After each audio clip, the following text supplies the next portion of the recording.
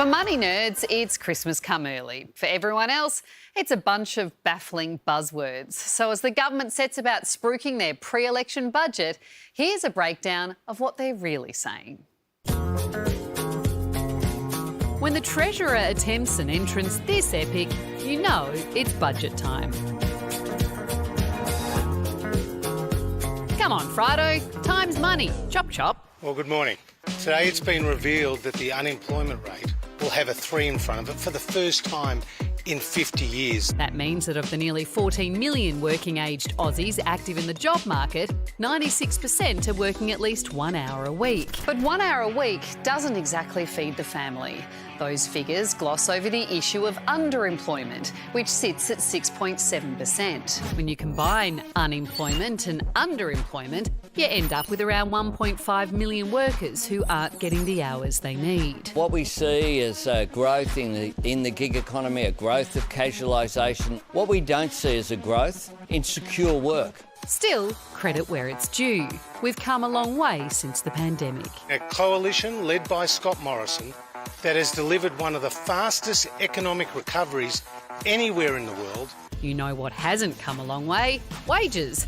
After wage growth spent a decade at a near standstill, workers finally enjoyed a 2.3% increase in their take-home pay last year. But that take-home pay is buying you less and less. Thanks to surging inflation, the cost of essentials has grown much quicker than wages, and that's turned a pay bump into a pay cut. And now they say that wages are going to increase.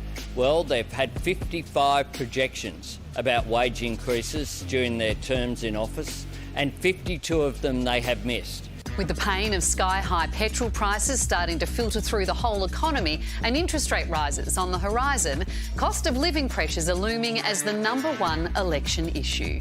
And don't the pollies know it? The very real cost of living pressures that people are facing. The cost of living pressures that families are feeling out there. Cost of living pressures. Cost of living relief. Cost of living pressures. Rising cost of living. That's why the Treasurer's cooking up a cut to the fuel excise and one-off payments to welfare recipients, including pensioners and job seekers. But he's still got a soon-to-be trillion-dollar deficit to chase down. So the Treasurer tried to rebrand the cash splash as temporary, targeted and responsible. Not everyone was convinced.